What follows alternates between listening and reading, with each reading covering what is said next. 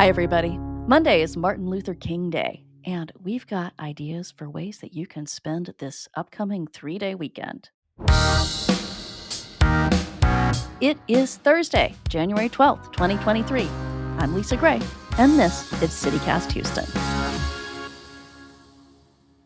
All right, I am here with lead producer Dina Kesba, who is back from parental leave, producer Carleon Jones, and producer AKL Moomin. Hello. Hi. Good morning. Hello, good morning. All right. Dina, get us rolling by telling us about Houston's 2 dueling MLK parades. Man, this has been a feud for the ages, right? Talk about Oh, drama. yeah. It's been going on for ages. Yeah. So there's 2 parades, right? There's the original Martin Luther King Jr. parade organized by the Black Heritage Society. And that's the name. Yes. Capital O original. Capital O, Uh-huh. correct. The OG, Yeah. basically. Uh-huh. Now, that's the first one. The second one is the MLK Grandes parade. Now, granted, both of them are pretty much incredible. I've attended both. I've been part of the original Martin Luther King Jr. parade, which is massive. It happens downtown in the heart of the city. What were you doing? Were you in a band? No, I Were wish. you on a float waving? I have no musical bone in my body. But I was invited as part of like the Palestinian community because it was right around the time that there was a lot of cross-sectional solidarity happening between like the Black Lives Matter movement and the Palestinian community as well. So they really reached out to us and asked us to be a part of the parade, walk with them, make banners, hold signs, and we did it, and it was an incredible experience. I absolutely loved it. Cool. Yeah. And then for the second parade, I was actually invited to that one too by the organizers, just like to attend and like be part of the community. It definitely had a more of like a smaller feel, like everyone kind of knew each other and it was really like embedded into the community. And if my memory serves me right, we were in Third Ward. And so we were going from like house to house. People were coming out, handing us like popsicles. Oh, wow. It was incredible, honestly. I absolutely loved it. Okay. But that one's not in Third Ward this time, is it? No, this is the interesting part. So they're both really close to one another. The original Martin Luther King parade, that one's happening on Lamar and Smith, and it's at 10 o'clock in the morning. And then the MLK Grande parade, that one is happening at 10 o'clock. Exactly. I can't believe this the feud. Same time. And where is it? That's at San Jacinto and Elgin Street. Oh, man. So these are close together. They're at the same time, but you can't see both of them. No, you've got to pick one. You've got to pick a side, essentially. Okay, is there a difference? Is there anything that would help me pick? I mean, the one I want to see? I mean, if you care that the mayor backed the original Martin Luther King parade, then, that's the one that you can go to. But if that's not something that matters, the mayor backed that parade, then you can pick whichever one. Or honestly, attend both. Just skip and hop on to the next one. They're really close. An hour at one street and an hour at the other one. Yeah. But they both start at 10. Yeah, but one lasts until noon. So you could try to hop over to the there. short one. And which one leads into the food festival? Yeah, I was gonna say there's the original one has like a festival afterwards where you can like buy stuff, I think. So that'll probably be going on a little longer. So here's my big brain plan. Here's the big brain plan you can do. You can start your day at the Grande Parade, roll out half the way with them, and then end your day at the end of the original parade and then enjoy the food festival afterwards.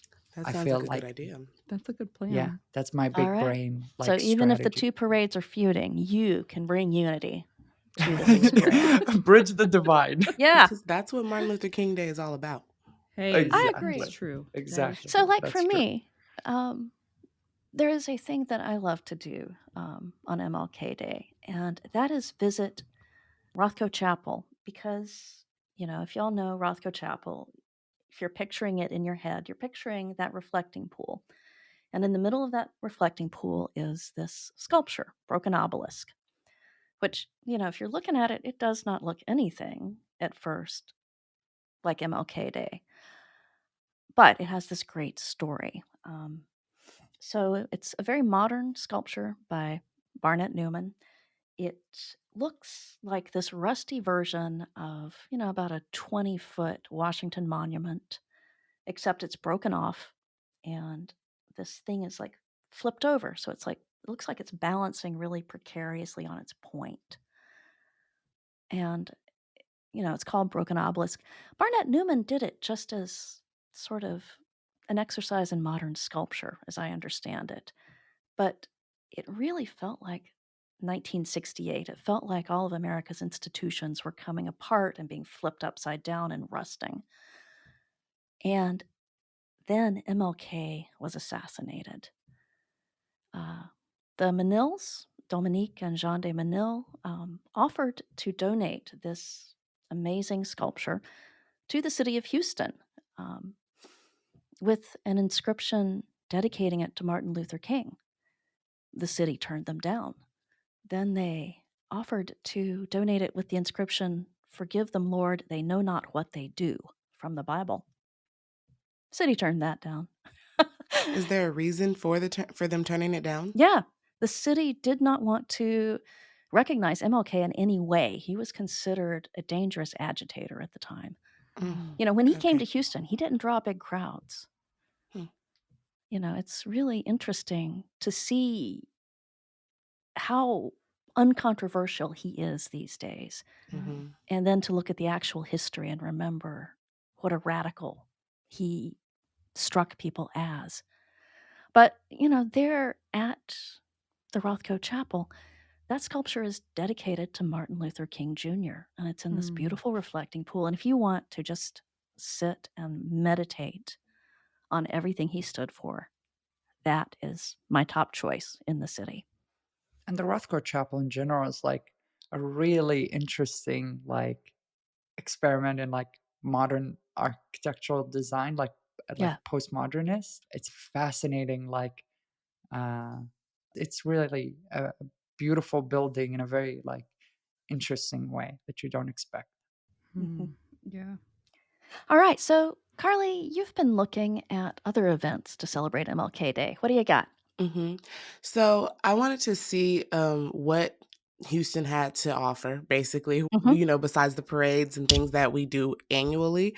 Yeah. So I saw that they have a thing called the Dream Art and Freedom Martin Luther King celebration at La Hmm. Centra, and it's free. It's in the Katy shopping and dining Uh destination. huh. It offers live music. There's an art contest from ages 5 to 18, and there's also free Hmm. giveaways. So this is happening from noon to 3 p.m. Hmm. on Saturday, January 14th. So if you're in the Katy area, it's a great free event to go to. And then they also have a Black History Society gala at the Embassy Suites in West Katy. And it offers a night of cocktails and dinner and live music once again from the Hmm. world renowned Kashmir Reunion Stage Band. Oh, I So, love them so much. Do you know yeah. the story behind them? No, I don't. What's the Oh, background? okay. So back in the late 60s, Mhm. Kashmir High School, in inner city Houston, had this amazing band director. Mhm. I think his name was Prof. Johnson. Mhm. And he made a stage band. Now, back in the late 60s, stage bands were mainly like white kids playing, 1920s smooth jazz, stuff like Mhm. Summertime. And Prof. Conrad Johnson decided his band at Kashmir was going to play the kind of music the kids there were listening to at the time. They were Mhm. playing funk, Mm. like Mm. nasty wah wah wide groove funk, Mhm. like James Brown, and they would show up at these national competitions, with their afros and their bell bottoms, and they would like get up and dance these choreographed dances. They were incredibly tight.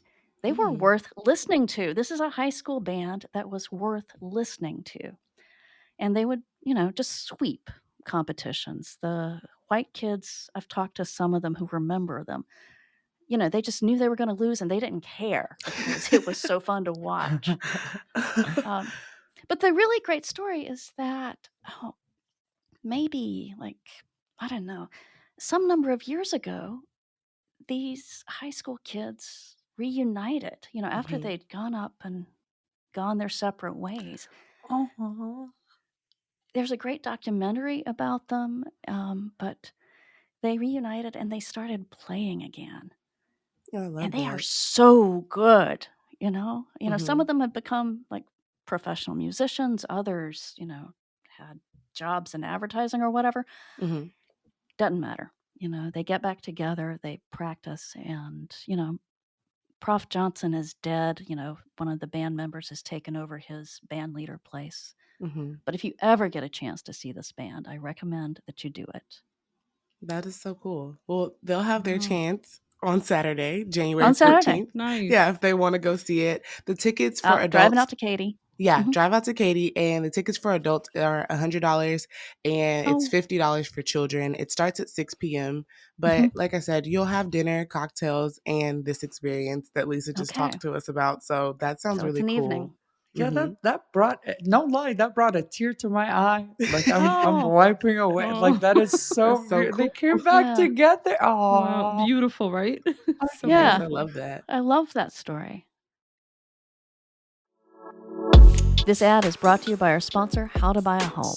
2022 has been one of the most crazy, difficult times to try to buy a first home. But great news, 2023 may be the year of the first-time home buyer. With a possible recession coming, buyers have more power, and there's less cutthroat competition, and homes may be about to get more affordable. So, if you haven't listened to the How to Buy a Home podcast, now's a great time. Host David Sidoni is an industry expert who's helped thousands of people all over North America buy their first homes, and he can help you too. He can even connect you with a great realtor who works with first-time homebuyers and actually cares about you. So, start planning today at howtobuy.ahome.com and make this the last year you rent. And find the How to Buy a Home podcast on YouTube and wherever you listen to podcasts. AK, what else is going on? I mhm. mean, if I am through celebrating MLK, are there Mhm. other events I want to check out? Yeah, so there are a few events that can be that are great for the 3-day weekend, but are not Mm-hmm. very related to MLK Day. Most of them, most of the ones I'm going to mention, run from from the 13th to the 15th, except for this first one that I'm going to go through, which is the Houston Grand Opera is going to do a showing of The Marriage of Figaro, which is a Mozart composed rom com. It's a romantic comedy from way Uh-huh. back in the day. Uh, Yeah. I know this from Bugs Bunny. Me Figaro, too. Figaro, I've always wanted to watch The Figaro. Marriage of Figaro Uh-huh. because of Bugs Bunny. It's such Yeah. a like It's it's such a one of my classic earliest opera. memories as a Yeah. child. And yeah, And it's so light and it's fun. exactly. Yeah. And this one is running from the 13th to the 28th at the Houston Grand Opera, of course. But this one has a little bit of a twist. The Tony Mm-hmm. Award winning director, Michael Grandage, I believe his last name is Grandage. I apologize for mispronouncing your name. But he's going to do it in a late 60s Francoist Spain style with evoking a lot of Whoa. Moroccan influence, especially Mm-mm. from the Muslim side of Spain. So it's going to have that Mm. like tile architecture, those bright colored Huh. dresses that are worn by like Moroccans and like And all that Algerians. 1920s Art Deco-ish style. That'll be Yeah, fun to look at. I don't know how that fits with the exactly. opera, but all right. I Yeah, guess I'm very that's why fascinated you by it. go to see it. Uh-huh. Yeah. And if a lot of people aren't familiar with The Marriage of Figaro, it's kind of one of those uh like it's almost like a comedy of mishaps to a certain degree, but it is this down on his luck man who ends up getting lucky and is going to marry the most beautiful woman in town. But the evil count, who's already married, becomes infatuated with the woman and wants to steal her away from her betrothed. So it's essentially the creepy count chasing the woman and then the creepy count's wife chasing the count to stop him. So it's really fascinating, like Mhm. uh, Mhm. funny story. And so yeah, I would recommend going to watch it if you have any memories of Bugs Bunny. Uh, The next one is I've been really obsessed with the Houston Symphony's like direction for the past season and this Yeah? upcoming season. Their new music director George Valucha is doing phenomenal work over there, bringing Mhm. like a lot of unexpected styles. And this one they're trying Yeah. to go for something more edgy from the 13th to the 15th, and they'll be back on the 20th to the 22nd for this festival that they're doing called Riots and Scandals. Oh, that sounds outrageous. Exactly. It's very specifically geared towards pieces of classical music that have caused uproar, controversy, rioting in the seats and stuff like that. Oh, back in the day, not But way now. back, yeah, like in the Okay, yeah. 1800s, like when Okay. these pieces first came out. So for the 13th to the 15th, they're gonna do Rachmaninoff's Piano Concerto Number 3, and then they're Uh-huh. also gonna do Bartok's. That's the main piece. The music director is going to run. It's going to be Bartok's Miraculous Mandarin, which when it first came out was banned in a lot Oh. of countries that it was ran in, except for Prague. It was popular in Prague, which Prague historically has been the city to accept things like these. But if Progressive. yeah, exactly. But Miraculous Mandarin actually, like for a majority of Bartok life, wasn't played until the end of his life. And it had to be turned into a concerto to be more acceptable because it was originally built as a pantomime ballet. Uh, but as a concerto, it's only been maintained as 2/3 of what it originally was because of how controversial it was at the time. But now more people are trying to bring it back. So I'm like, this is a really fascinating like history lesson. Equates art. Like it's phenomenal what they're doing over there. And then the third one is another controversial one that's been happening. The Hobby Center is going to host New Jack City live on stage, which What? is a What? The musical. 90s movie? Yep, it's a musical remake of the Wesley Snipes movie where he plays a drug lord Oh, who holds up a building, and they're going to do a musical based on the iconic music. iconic music.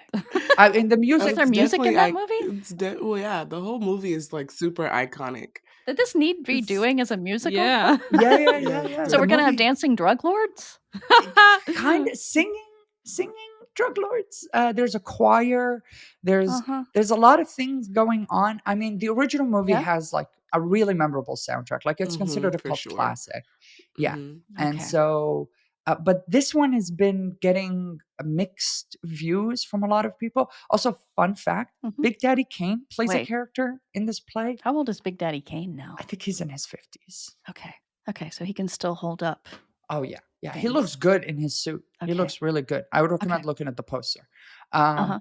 but yeah, it's been getting a lot of mixed views on like social media. A lot of Mhm. people think it's glorifying an era of a period of time where the black community was suffering from the drug epidemic, while a lot of people remember how iconic the movie was and feel like since so many other movies have been getting random musicals like Beetlejuice and stuff like that, then why couldn't New Jack City get one? I think I agree more with the second opinion about it because Mhm. it's like, I mean, I get the whole like don't glorify drugs and things like that, but Mm. also you have to accept art for what it is. And like Mm. Exactly. that was a huge movie that's like pivotal for a lot of people in the Black community. Like that's one thing that we Mhm. remember from the 90s for sure. Like it's Yeah. huge.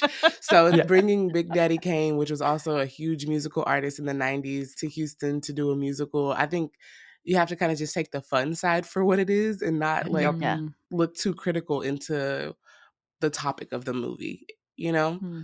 Yep. So you're calling for unity, Carly. This Yeah. is the Yeah. theme of The this show. theme, We it want seems. unity. It's a Yeah. beautiful theme. Controversy, but unity, you know, finding unity. Nobody's telling people to go out and sell drugs. Nobody's saying that. This just Yeah. just go. It's just yeah. And Alan Payne is reprising his role from the movie. He's the main character of this specific musical. It's from his perspective. G It's Money's super perspective is his cool. character in the movie. So it's really interesting. So if you're interested to see kind of this encapsulation of a moment in the 90s, like I would recommend going to the Hobby Theater and watching it. It's on January 13th to the 15th. The tickets are available right now. My last bit is if you want something more comedic, more fun, if you want to like just have fun with your friends or with your significant other, I would recommend going to the Houston Improv this from the 13th all the way to the 15th. There'll be 4 shows from Jay Farrow, who's a very famous comedian and impersonator. He does it. Mhm. If you go like look up any late night show like Jimmy Fallon or whatever with Jay Farrow, you'll see him doing impressions of Jay-Z, Denzel Washington, like these very Yeah. accurate impersonations of these very Yeah. famous Black actors, So and accurate. he's so accurate. He's really good. Uh-huh. So I would recommend going to see him if you haven't heard of him before. He's a really phenomenal like comedian, really Mhm. worth your time. And it's not going to be anything that's heavy or whatever. He's a very lighthearted comedian. So it should Mhm. be a really nice ender to this 3-day weekend. So that's Mhm. if you just kind of want to like do a bunch of different stuff to fill out the rest of your 3-day weekend after the parades and the Rothko visit and all that stuff. Mhm. So Mm. yeah. And then the Houston Museum of African American Culture is also reopening today, actually. They were on break for the winter, know, all the holidays and things like that. Mhm. But they have a really cool exhibit called The Negative Women: Four Photographers Questioning Boundaries. And it features work of national and international women photographers pushing against like accepted narratives and then telling complete histories. One of the artists named Latia Huckabee is focusing on Africatown, and she's also doing one of the last slave vessels to reach the shores of America, called the Catilda ship, which is super interesting to me because I've never heard like in-depth details Mhm. about this ship. So there's a lot of other artists that will be featured in this, female artists, African American artists. So if you want to check out the exhibit, it'll be there until January 21st. The hours are Thursday through Saturday, 11 a.m. through 6 p.m. So if you're Cool. free this Oh, weekend, go check it out. I'm excited. I'm excited for all this for our 3-day weekend. All right. Thanks, everybody. I have so many ideas now. All right. Bye. Yeah, this is great. Have a good Okay. MLK weekend, everybody. Bye. Bye. Bye. That was Dina Kisba, Carleon Jones, and AKL Moomin. We will have links to those events in our show notes. Now, AK, what else is going on around Houston today? Hey, Lisa. Beto O'Rourke is packing his bags and heading to Chicago. The former gubernatorial candidate has just been chosen for an academic fellowship at the University of Chicago. He is going to give seminars using Texas as an example for the future of U.S. democracy. This is O'Rourke's second stint as an educator. In 2021, Beto taught a class on Texas politics at Texas State University and a graduate class on democracy at the University of Texas. O'Rourke is one of 4 high-profile political figures to receive the Pritzker Fellow to teach at the University of Chicago in 2023. I wish him the best of luck on his future endeavors. That is it for our show today. Hey, do us a favor. While you are out doing fun things on MLK weekend, tell people how much you like our show. Make them listen to it. We'll be back tomorrow. Talk with you then.